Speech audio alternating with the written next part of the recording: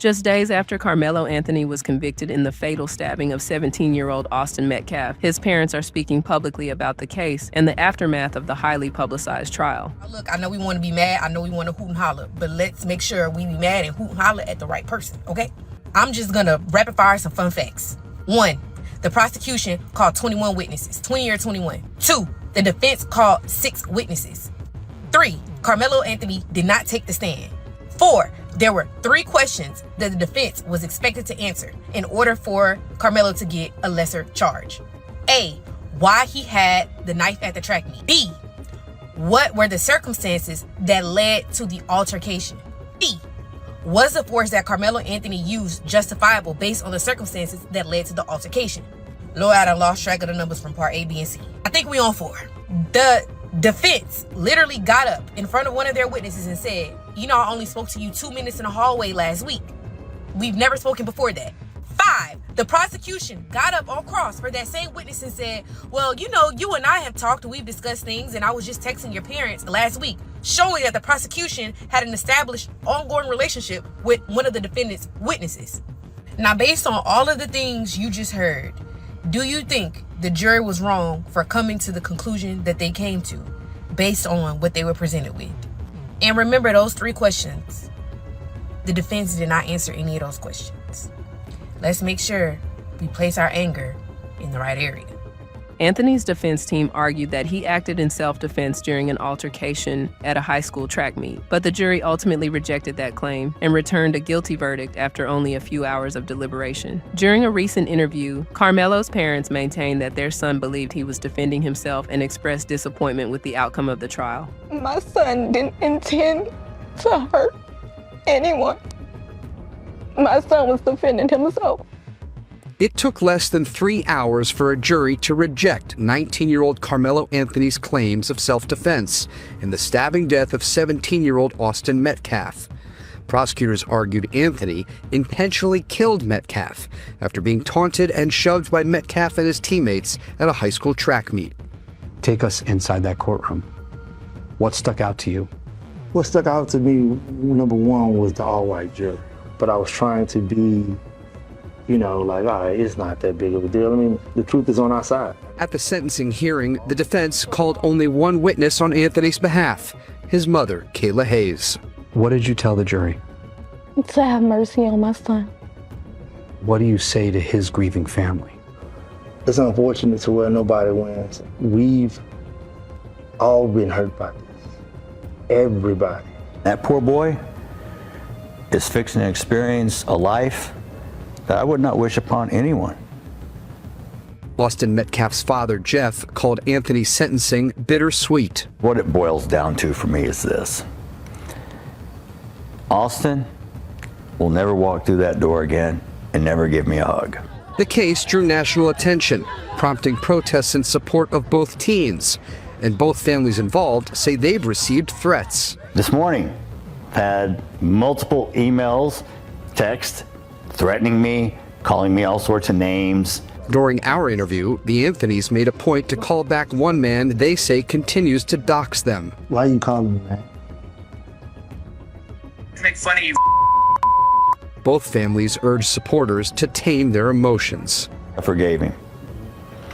But people need to understand about forgiveness. Forgiveness was not for him. Forgiveness was for me, so I don't carry the rage, the hate, and that around. It will eat me up like cancer. At the end of the day, there's nothing we can say or do for people to accept it. His mother, who was the only witness called by the defense during sentencing, said she asked the jury to show mercy and emphasized that the tragedy has devastated both families. She also pointed to concerns about the makeup of the jury, while acknowledging that she initially tried not to focus on that aspect of the case. My brother was jumped and stabbed to death 20 years ago. So naturally, people ask how I feel about Carmelo Anthony. 35 years, and my answer might make some people uncomfortable. I don't see a monster. I see a kid who was scared. My brother was jumped, he was stabbed to death, and he was the one being attacked, and he didn't have a thing in his hands to stop it. Now, I have spent the last 20 years asking a question that I can't put down. What if my brother had a knife that night? Would he be alive? Would he have been the one who walked away because he protected himself? And if he had, would they have called him a murderer? would they have given him 35 years? And that's what I see in Carmelo, a kid who was being jumped, a kid who was being antagonized, a scared kid who reached for the only thing that meant he might make it home. He lived, and living got him 35 years. And that's a sentence I don't believe that his white peers would get in that same state. See, the boy who killed my brother is a grown man now. He was 17 when he did it, and he didn't get arrested for 17 years. For 17 years, he knew what he did, and he never came forward. And yet, he was charged as a youth. And we're still waiting on sentencing. In fact, it's going to happen this Monday. And we're not sure if he will be sentenced as an adult or as a youth.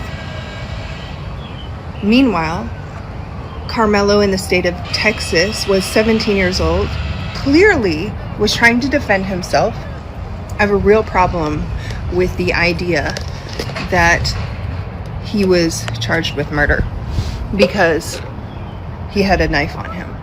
I know what it's like to lose somebody to violence, and I also know what it is to watch the system decide whose fear counts.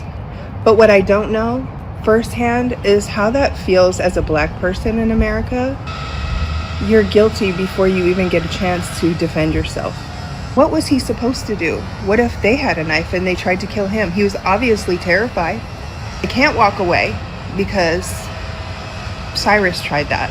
Didn't work for him very well, did it? They can't defend themselves because 35 years for a child who was trying to protect himself? We need to have broader conversations. Carmelo was a terrified kid, and I'm not going to pretend otherwise.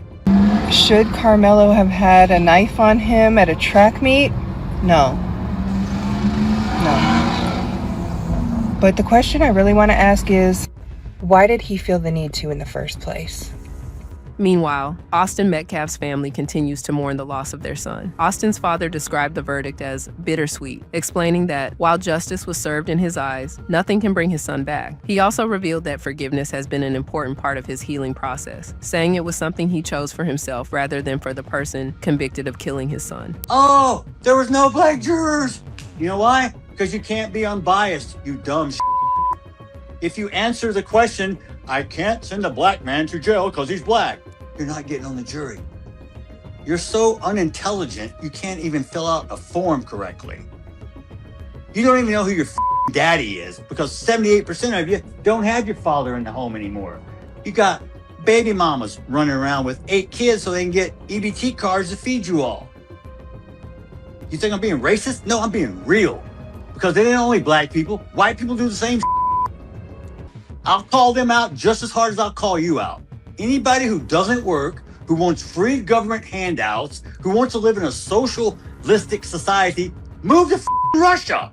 And normally, I don't normally attack people like this, but I have been cooped up and caged up and this anger, and this is something I'm trying to work on. I need to develop it and funnel it into a more constructive way. But tonight is the one time I'm going to allow myself, it's okay. Tonight, I'm going to allow myself to say what I really want to say. Because most of the time I don't say what I want to say because it's not correct.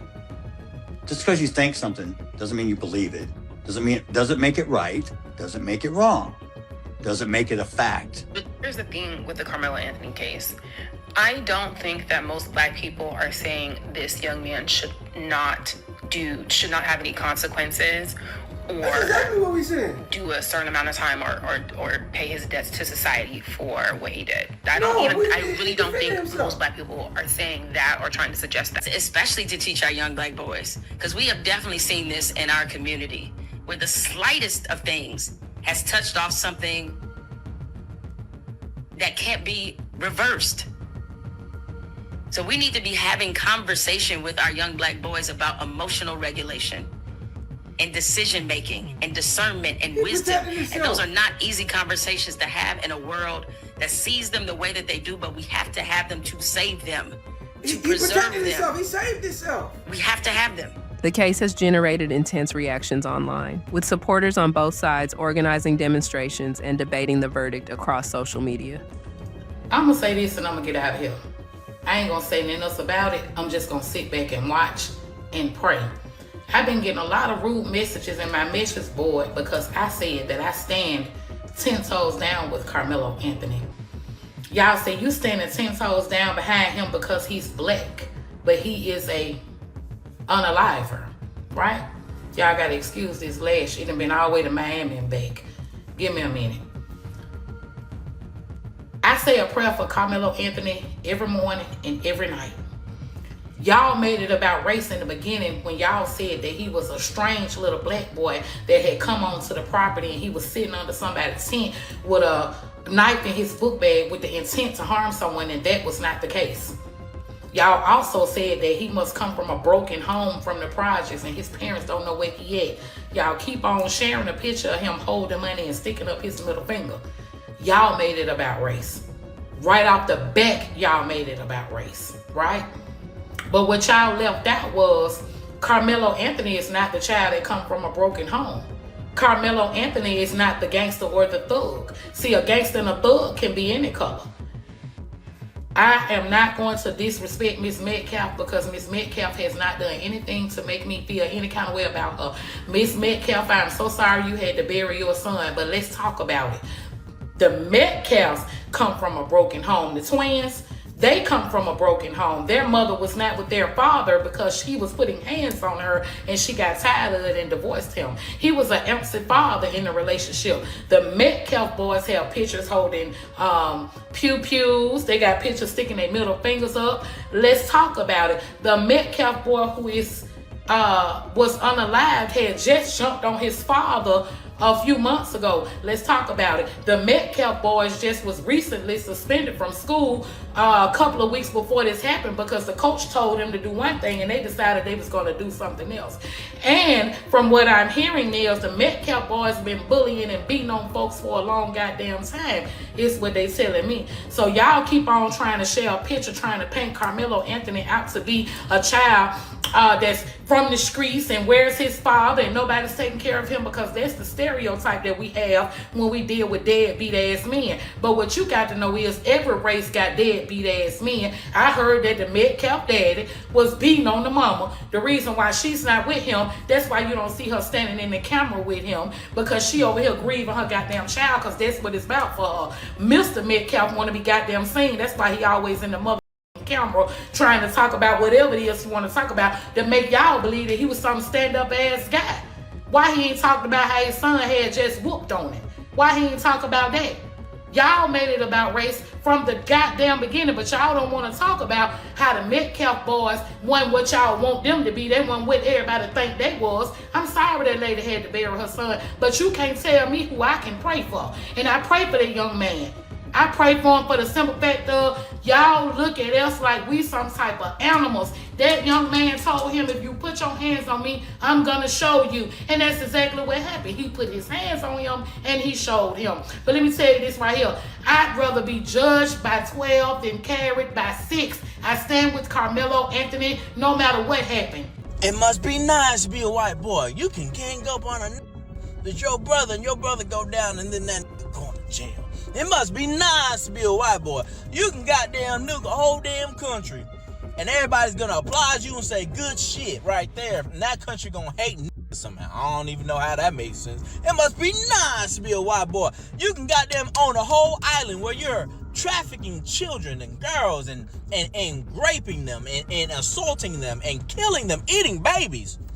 And you can get away with it. And you can be the best friend of that motherfucker and become the president. It must be nice to be a white boy. You can be walking in the middle of the night and you can kill a young black boy because he got some damn Skittles and get away with that shit. It must be nice to be a white boy. You can goddamn look at a young boy who's 12 years old and goddamn shoot him because you thought he had a little pew-pew and it's just a water gun. It must be nice to be a white boy where you can sit there and have your knee on the neck of a black man and kill him and still have people riding for you saying, free that man. What? It must be nice, boy. I tell you what, you white boys got it really goddamn good. Y'all in charge of everything. The whole administration is white boys. With the exception of Cash Patel, that wanna be a white boy. Oh man, y'all in power, you got the money, you got everything, and still be the most. Crazy. According to both families, the attention has also resulted in threats, harassment, and unwanted public scrutiny. Despite the divisions surrounding the case, both families are now urging people to lower the temperature, stop the hostility, and remember that two families have been forever changed by a tragedy that cannot be undone.